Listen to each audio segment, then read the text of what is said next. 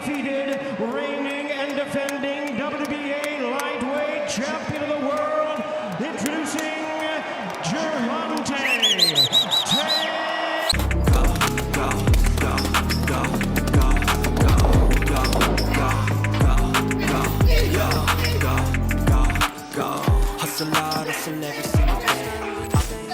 Some fighters, they good at what they do. Like, they master at what they do, but they not complete fighters.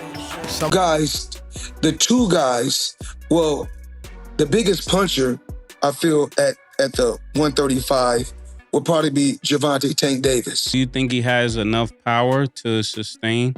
Well, it's really all about skill. Floyd Mayweather couldn't believe what he was seeing. 1 second, he was watching Gervonta Davis move through sparring like it was a casual workout, and the next, boom, a heavyweight twice his size hit the canvas like a tree in slow motion. The entire gym I was about to spar. Before I was about to spar Tank, he was sparring this big boy. A heavyweight? Heavyweight boy. And Tank hit that nigga. He hit him so hard that he was on the top of the rope just like this. I'm like, I thought he died. Like, I ain't gonna lie to you. I thought he died.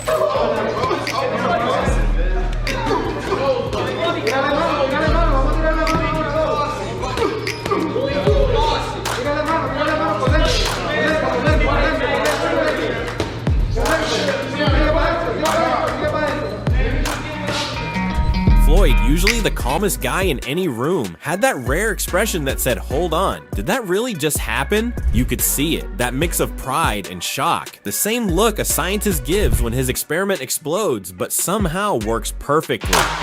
Tell me about the two heavyweights he knocked out or dropped. I don't drop no names. No names. Tell me about the situation. So he spars one. Hit him with a body shot. Went down. And I'm talking 200 plus pounds. And the other one he hit with a headshot. And he went down too? And he went down. But people don't expect a guy 130 table it. Right. And I'm not just exaggerating because Tank is our fighter. Tank has it. Punching power. I don't know where it comes from. Tank didn't celebrate, didn't flex, didn't even blink. He just stepped back, gloves down, like, that's what happens when timing meets power. And for a man like Floyd, who's seen every punch, every angle, every fighter under the sun, that was the moment he realized Gervonta Davis isn't just his protege anymore. He's a one-man highlight reel rewriting physics in real time. You were introduced to a lot of people when that clip of you sparring Tank was released, right? He doesn't give off a genuine spirit to me. So he's just very like emotional, kind of angry, kind of guy. Was he like that with you after you touched him up, or just before even? Yeah, I mean, just the whole sparring, really. There's a part in the clip, he hits you when you're down, and then he turns around, and I think you hit him. Yeah, like sparring, he was just kind of like, just doing like little dirty stuff. And here's the wild part, that knockout wasn't even a fluke. Gervonta Davis regularly spars with heavyweights, not for clout, not for headlines, but because he wants to feel real danger in training. His logic, if I can survive the bombs from a 230 pounder, nobody at my weight can scare me. Towards the end of his career, Tank can fight at 140, 147. He has that power.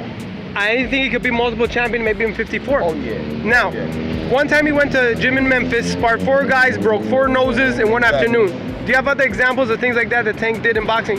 Since he was a kid, man. When Tank was 14 years old, he was sparring state champions, man, and grown men. And honestly, it shows. You see the way he absorbs pressure in fights, the way he stays calm when bigger guys try to bully him. That's heavyweight schooling right there. These aren't friendly sparring sessions either. They're full contact chess matches where one mistake can send your mouthpiece flying into the 3rd row. In the corner, and he threw a 1-2, 1-2, and I was blocking it, but then he started pushing my head, like he was like purposely pushing me down. He pushed my head all the way down. And then he was hitting me on my back. So, then everybody was like, hey, what you doing? So then, I got up and he asked me if I was good. And then right when I said I was good, he just started hitting me. And he turned around because everybody was like, what are you doing? And then I just hit him. Like I said, protect yourself at all times. He thrives in chaos. But Tank he treats every that. sparring day like a test of limits. Like he's trying to find out just how far power and timing can go when fear doesn't exist. Right after watching Tank folding heavyweights and sparring like they were props in a magic trick, we slide into Calvin Ford's corner, and suddenly the whole mood changes from spectacle to strategy, and you can hear it in his voice.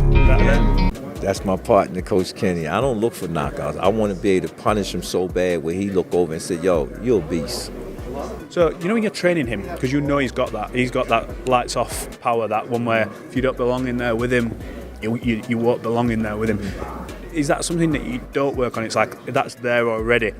If you work on the stuff that I need to work on for what particular opponent I'm in front of.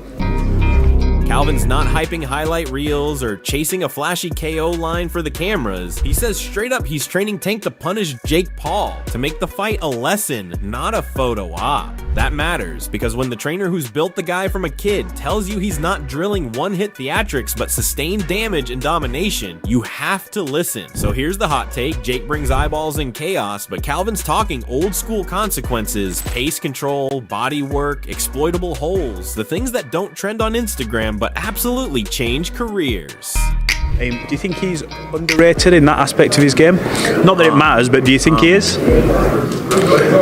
To tell you the truth, I want them to keep being the way they are. I don't want him to be the way they want him to be. Like at the end of the day, long we keep getting great results. The results and the numbers will speak for itself. I'm laughing at the idea Jake thinks this is a cameo. This camp sounds like they've stapled a syllabus to the ring and Tank's the final exam. We'll find out if the showman survives the syllabus, but for now I'm with Calvin. Don't expect fireworks for clicks. Expect a clinic that leaves headlines wondering why anyone thought a novelty act could outlast a hardened killer who's been punished and hardened in real training. Sometimes losing because they don't realize that Jake actually takes it serious. So this is good to hear. Just already right off the rip, they were already doing something. Surprised. So tell me, when did you hear about this? They've been going back and forth for years, Tank and Jake. They've been going at it for years, and it would have happened sooner. You know what I'm saying? But we have hiccups in life. Alright, so we just soaked in Calvin Ford telling us he's not coaching Tank for a single knockout, but to straight up punish Jake Paul. And now we slide into Gabe Rosado dropping some real talk on this matchup. Gabe's basically waving a warning flag like, yo Tank, don't sleep on this guy, he can catch you and end your night. And you can feel the tension in every word. I love how he breaks it down. Yeah, Tank's slick, he's sharp, he's been fighting monsters all his life, but Jake's size, reach, and power aren't things Tank sees every day. Listen, man, he making 40 mil is what I hear. Get your money. Because listen, this sport is brutal, dog. We got hustle and bustle. And to put yourself in a position where you can make that kind of money, you can't be mad at Tank. Make your money. Because at the end of the day, when it's all said and done, who's going to feed your kids? Who's going to take care of your family? Who's going to take care of you? So I ain't mad at Tank. Get your money.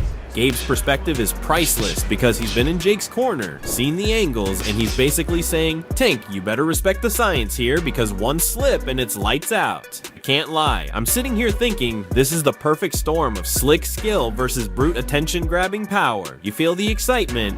Gabe's caution adds that extra spice because it makes this fight feel unpredictable. Tank's legacy is solid, but Gabe's eyes remind us, one punch, one mistake, and we're rewriting headlines. This is why we watch boxing, because it's not just skill, it's chess with fists and a little chaos sprinkled on top. And we're talking about Jake Paul, 200 pounds, a heavyweight. If one of those shots let go, and you gotta remember, what Tank is not used to is the height and reach advantage. So maybe Tank could drop and think he's away, but Jake got that extra 3-4 inches that Tank ain't used to. They can catch him. That could make a difference. But at the same time, Tank could punch too. And I wouldn't be surprised if Tank hurt Jake. Alright, so we just got Gabe Rosado laying down the blueprint, warning Tank about Jake Paul's reach, size, and one-punch potential. And now we swing over to Andre Berto, keeping it brutally honest. Berto's basically waving the psychology flag, telling us Tank isn't here to make friends, he's here to collect the bag. I love the savage honesty. After that Roach fight, Tank felt the world turned against him, thought about retiring, and now he doesn't care about your hot takes, your Twitter rants, or your opinions in the comment section. He's walking into Atlanta like a man on a mission, lights off, focused on one thing, getting paid and sending Jake Paul home, questioning his life choices. You can almost hear the cash registers ringing, and I'm sitting here thinking, yep, this is the perfect mix of skill, swagger, and straight up business hustle. Jake Paul and Gervonta Davis. Wow, that sounds crazy. That sounds real crazy. But doing it in Atlanta was a very smart strategic move, because one thing about Atlanta, I lived in Atlanta for a good 4 to 5 years. But I know one thing when it comes to us, anything that's popping in the city, they coming out. They coming out. The city is coming out. And speaking of Atlanta, Berto makes a solid point. This isn't just a fight, it's a full-blown event. The city's going to show up, every seat packed, energy electric, and Jake Paul, he's about to get schooled in something he's never really seen before. A stadium full of people who actually care about real boxing. Berto hits that sweet spot between hot take and reality check when he reminds us it's entertainment now. But Tank's approach is smart. It's about psychology as much as punches. He's using the fight as a statement. You can hate, you can troll, you can be mad about the matchup, but at the end of the night, Tank cashes the check and you're left staring at the lights. Man, the way Berto breaks it down, you don't just watch this fight, you feel the energy, the stakes, and the pure chaos about to unfold. Coming out, it's gonna be packed. A packed house in Atlanta. Come out, of course, support Gervonta, because like I say, Jake ain't never in his life gonna see a stadium so filled with black people in his life. You know what I mean? They coming out. It's gonna be crazy, right? I see a lot of people in the comments, of course, they're upset about it because we're true boxing fans. Alright, now let me jump in and give my 2 cents on why this whole Tank versus Jake Paul thing is actually fascinating chaos wrapped in a boxing match. First off, why are they fighting? It's simple. Tank wants the bag, Jake wants the spotlight, and the fans, well, they just want mad entertainment. Tank's not stepping into this lightly, he's a current world champ, and yet he's taking on a guy who comes from YouTube fame because it's a smart, strategic money move. Forget all the haters, this is modern boxing economics 101. Tank knows the Roach fight left him bitter, questioning his place, even thinking about retirement. So this is more than just another payday, it's a statement. He's still here, still relevant, still the main event, and he's taking control of his narrative. I'm not surprised that he made a fight like that happen, because he doesn't care what you think anymore. Gervonta does not care what y'all think anymore. The way he felt after that Roach fight, how he felt like everybody turned on him. He was already talking about retiring. He hate this fight game now.